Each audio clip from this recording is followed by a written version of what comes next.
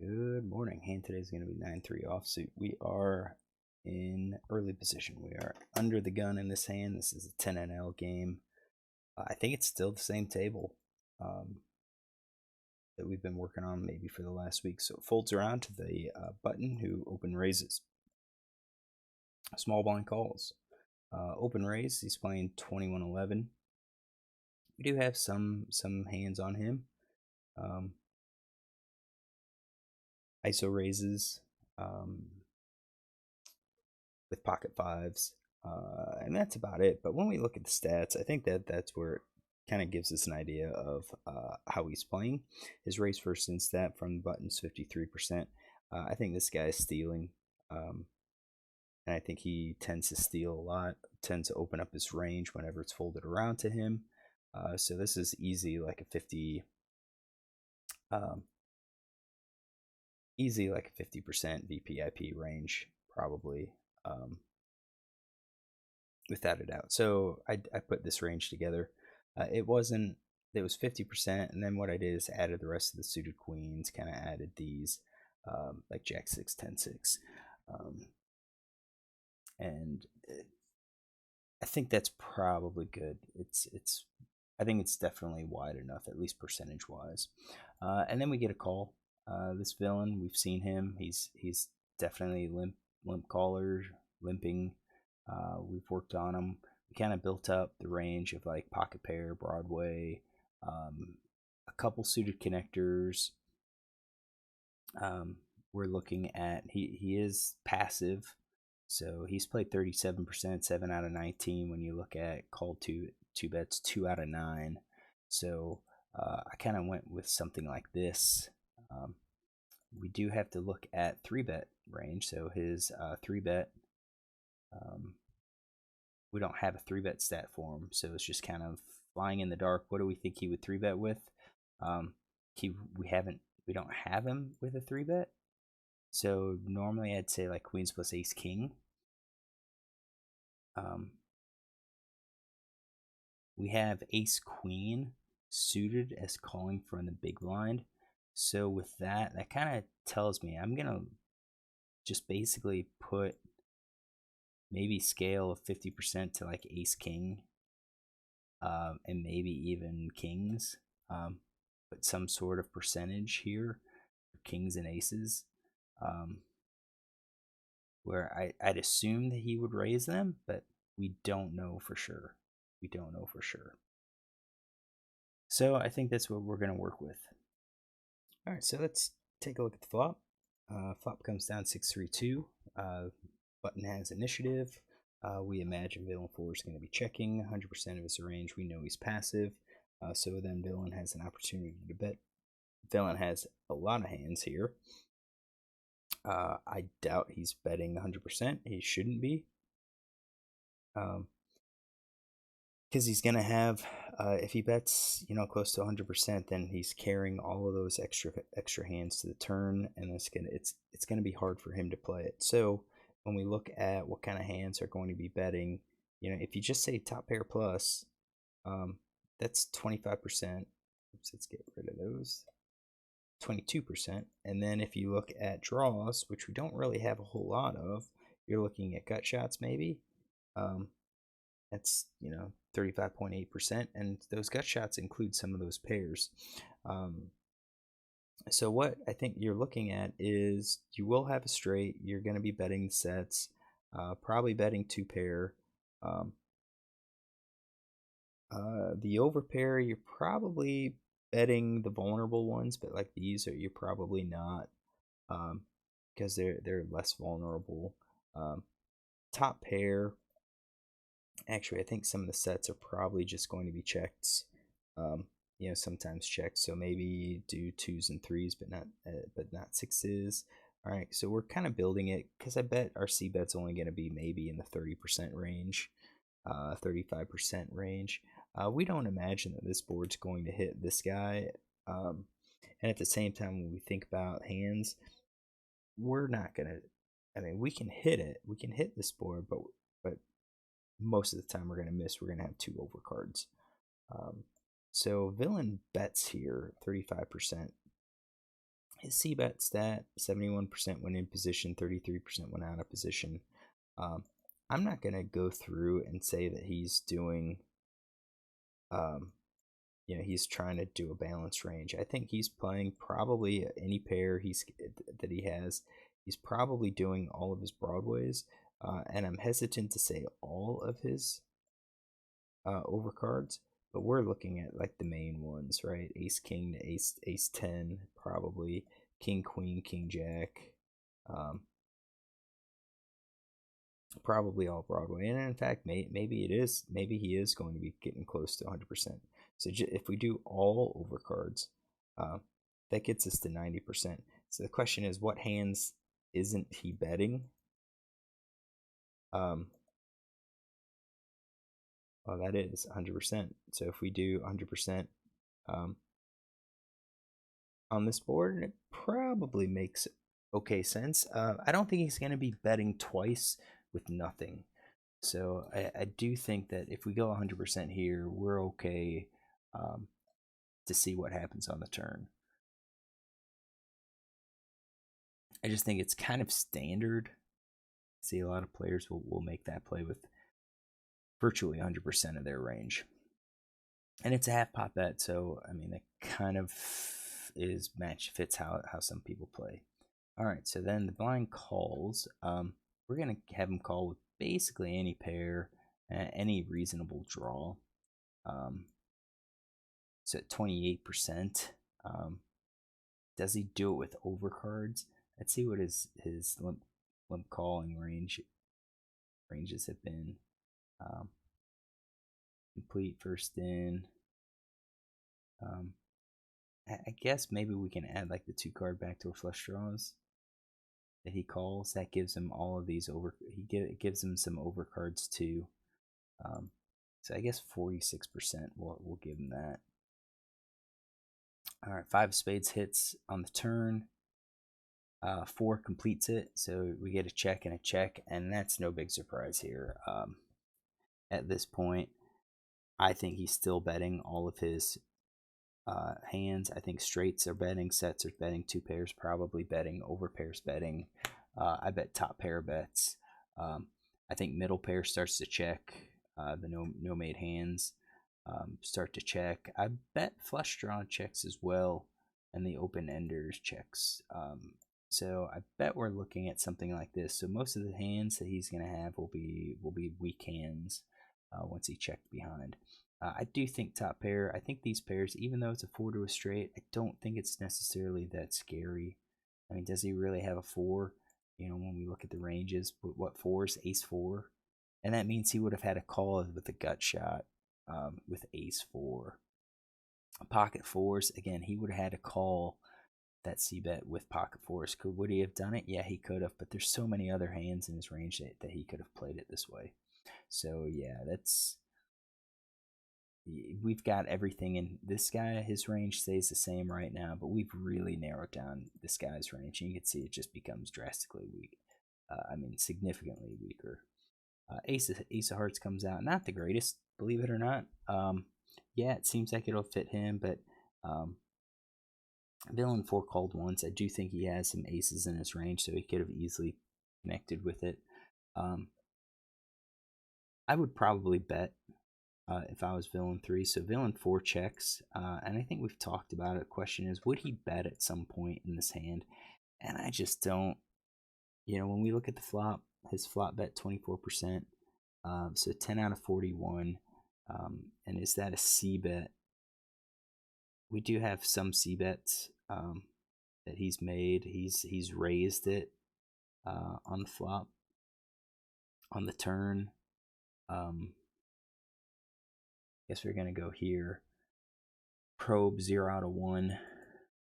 Probe 3 out of 5. So I guess if it goes check check, he's probably probing, more than likely probing. But he hasn't really donked, hasn't really probed. Yeah, could he bet? He could. So I'm gonna say if he had a straight, he's probably betting. Set, we'll say 50%. Say half the time he would have bet, half the time he checks. And we're going to do the same thing with 2 pair. Just because, again, it's 4 to a straight. he could be, people get scared. Um, Top pair, I don't think bets. So we're gonna say that's his range. And then button checks behind, so that is just extremely weak. Straights, yeah, it's straights would have bet. I actually think two pair would have bet. I think a top pair should go for some value, personally. I really do think some top pair should go for some value, especially probably all of those. Probably maybe like ace 9 plus ace 10. I would go for a little bit of value. If he has a better kicker, he has a better kicker. Uh, but I'd go for a little value, and then I'd also probably do it with the nothing hands, with a lot of the nothing hands just to bluff. So we're going with this range for him. So we get to showdown. He shows eights, which is kind of surprising, because it took that out. And then he shows ace king, which should be in his range. Ace king of spades. Yep. So it is in his range. So we're gonna add some notes here. Limp call, limp call. We'll say call. I can't remember what it was. How much was the bet? 3. Called. Button 3 big blind. Steal in small blind with ace king spades. He is out of position. Check call 50%. Check check on a 6 of spades, 3 hearts, 2 clubs, 5 spades, ace of hearts. All right. And then let's also do the same here.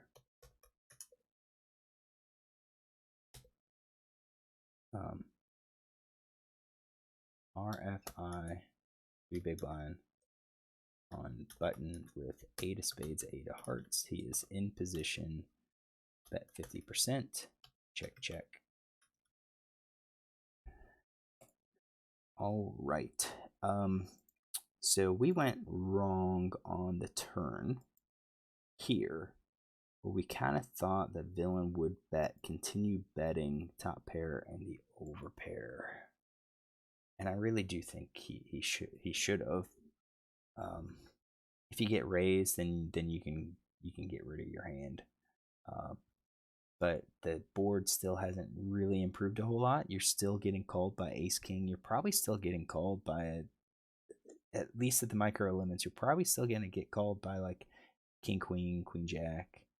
So a lot of these overcards, and any pair is going to be calling you now at this point, because the board's not terribly scary.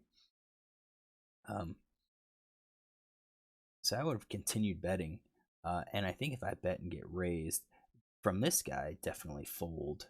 But if I'm up against a player that I think is decent, so 19-14, that's a decent. Those are decent stats. 15-13, those are decent stats. I think there is, you have to consider the possibility that, you bet, they raise you, that maybe they're doing it as a bluff because they don't think that you have anything, and then you call with eights. And I think when you call, you'll know on the river. If they bet into you again on the river, they've got a hand. If they don't, then you're probably good with your eights. And you can take the showdown at that point too. I think a lot of these players that make the plays, they're kind of get scared. They make it, then when you call them, they panic and they're done. They can't execute that second bet, and it is scary. Do it yourself one time. Just go down to the 2NL or 5NL game. Get into a situation where you are. It doesn't really matter if you're in position or out of position, but you get a board, like a really low board. The person that's the aggressor c bets, you call. If he bets again on the turn, raise him. See what he does, and then on on a river card, if it's another low card, go ahead and fire out again, and just see what happens. Yeah, some of the time they'll have a pocket pair. Other times they don't. They'll show up with like ace king, ace queen. So he missed the pocket eights here. And again, I do think he probably should have continued betting. His hand is vulnerable, so you don't want to give a free card to like Ace King, who can catch a king or an ace and now beat you, and that's exactly what happened. This guy's probably still gonna call because he picked up the flush draw, and if he calls and beats you, hey, he calls and beats you. You're setting the price for him, and he shouldn't be getting the appropriate price to call, and that's how you win money. That's how you win money. So we need to continue betting. I got no problem with c betting. With eights, that's good. With the turn, I think he needed to really continue betting. What do we do after he checks and now he's on the river? On the river, I think that's a bit different at this point. You've checked the turn. River comes up with the ace. 8 does have some showdown value, so I don't think I'm betting that. I think I'm just going to check behind and take the showdown value like he did. If I didn't have a hand, let's say I had 7-8, right? So I c-bet that with the gut shot, and maybe I had 7-8 of hearts. So I have a gut shot. I've got a backdoor flush draw. I c-bet with that. Turn comes up, gives me the open ender. I'd still probably bet that. Let's change that. Let's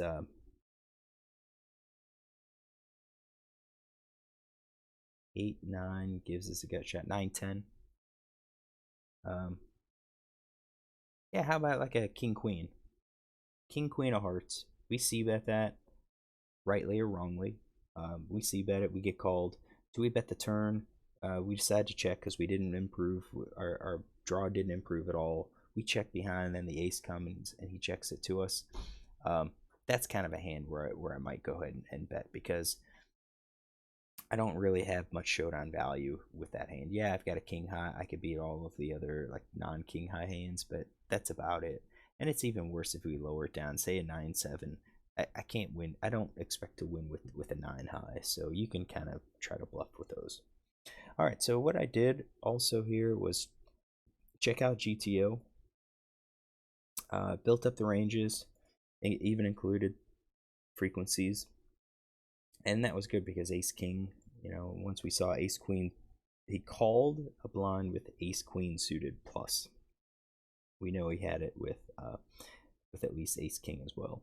So anyways, we set it up. We have it so that the blind checks first, and then you've got c bets, and this is, I'm gonna say, a little surprising, but we're betting 61%. So I thought we were kind of going for about 30%, 35%. It looks like GTO is pushing for much higher frequency, which probably means then if we c-bet, we're going to be checking quite a bit more. So let's do a quick check. 5. He checks to us. Now then we're still betting. We're still betting. So the question is why? And maybe it's because of these bottom hands down here that we are expected to hit this board much more often than Dylan, who doesn't really have a lot of those low hands. So I guess when we steal, we have to pay attention to these low cards. The stealer could easily have these hands. All right, so Dylan had pocket eights. He is betting those. What hands does he not? Well, he mixes in some checks with like aces and kings, and we talked about vulnerability, so that kind of works. Sixes, top pair hand. You're mostly betting those. Looks like 9-6, 10-6. Those are hands that really don't have much backdoor potential at all. And even if you catch like a 9 or a 10 or a jack, those aren't necessarily great. 9s and 10s are probably not that great. Cards to catch, but like ace 6, king 6, if you catch an ace or a king, hey, you're gonna have 2 pair, and I think those are likely hands that could call, like an ace x, a king x might call a c bet, so perhaps that's why we're c betting here. Over pair, got shots, we're betting 2 card backdoor flush draws. That's we have to have these draws in there. weak pairs I think are being used as bluffs, middle pairs being used as bluffs, and so forth. So he bets. So hey, that's good for him. Little surprising that it's more than what I expected, but we are c-betting most of our range in this case. Villain calls, and you can see he is calling. He's defending with a lot of his hands, including a lot of overcards. I think we do have most of them. He is going to be check raising about 10%, and check raising that we're looking at are sets. Well, I wanted to go back here, sets. Now GTO has betting all of those sets, so kind of fits the 60%. But this guy's check raising sets, which I would expect us to do. I would do that. I would have probably check raised 2 pair if I had it as well. So check raise sets, check raise 2 pair, and then throw in some like backdoor gut shot draws, backdoor flush and gut shot draws to kind of balance it. All right, so he calls, and then GTO has him checking 100%. That's how it works, and then we're betting 70%. So we've already eliminated some of our weaker hands, and now you can see that we have straights. We've got 3 of a kind, 2 pair, over pair. You've got top pair that we're betting. So most of our top pair plus, not most, we have a lot of our top pair plus hands. You can see like king 6, queen 6, jack 6, 10 6 now are being used as a check. We're betting middle pair, but those middle pairs all have, other than the 8-5, like 7-5 is still a gut shot, and actually a decent gut shot too. If that 4 comes, we've got a 7. We're not going to play the board. We actually have a better hand. Flush draw still betting.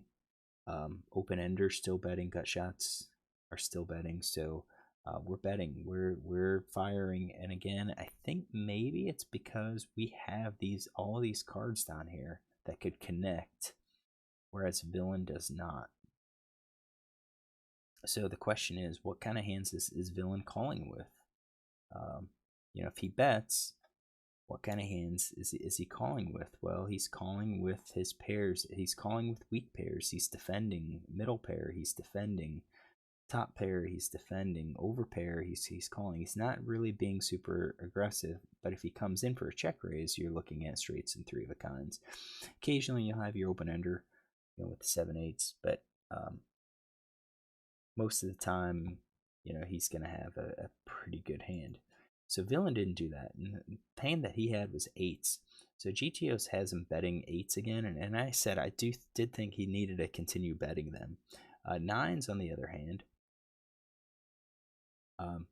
can be used somewhat as a check.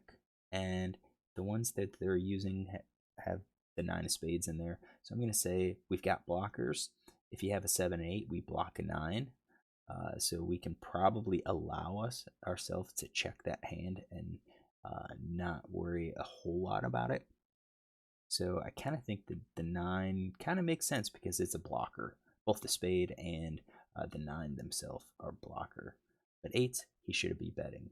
So GTO has him messing up once he checks behind. So he checks, ace of hearts comes out, and now villain should be betting. Definitely should have been betting his ace king. I kind of feel like he, with that hand, once it goes check check, villain should be doing that. We worked through it and said on that river that based on his play, his passivity, we didn't think he would be betting top pair. I kind of thought like 2 pair, he'd at least bet straights, maybe sets in 2 pair. Whoops, the wrong guy. This guy. Yeah, I kind of assumed he would have bet straights, and then we set sets in 2 pairs 50% because again, 4 card to a straight, people get panicky, and he has that. But GTO saying, "Hey, you need to bet this," and I think I kind of agree. You bet it because I think you're going to get called by other hands. I think even though GTO says they should be calling or they should be folding like 9s and 10s, I think players will call. I think they're going to call with a pair. I think they're going to call with ace X with the weak kicker. Um, I really do think that. And I think sometimes you might get called by like a king high or a queen high, just a bluff catch. So um, I think villain should have bet this. He missed it. And then once it went check, then you can see that, yeah, it's you take check for the showdown. So I GTO, I agree with what GTO is recommending. Now again, GTO assumes that you're playing against a good thinking player. We're noticing that not all of them are good thinking players. Um, so you can utilize exploitative play to really maximize win rates in this case. And to do that, yeah, I would check behind um, in this spot. It's just too likely that I see other players with like an ace X. They'll call with ace high, hoping to spike that ace. And I see that even in some of the micro um, stakes in cash. So really, like the 1-2 game, 1-3, 1-3 game, you'll see some of these players. Not all of them. There's some okay players at that limit. Some players that are stepping down because that's the only game that's going right now at the room. But a lot of times you'll see some players that are there to play and they've got the ace and they just always know that an ace is going to hit sometime. So they call all the way to the river, hoping to catch that ace. All right, so hopefully you enjoy this hand. If you do, you can look tomorrow for another hand.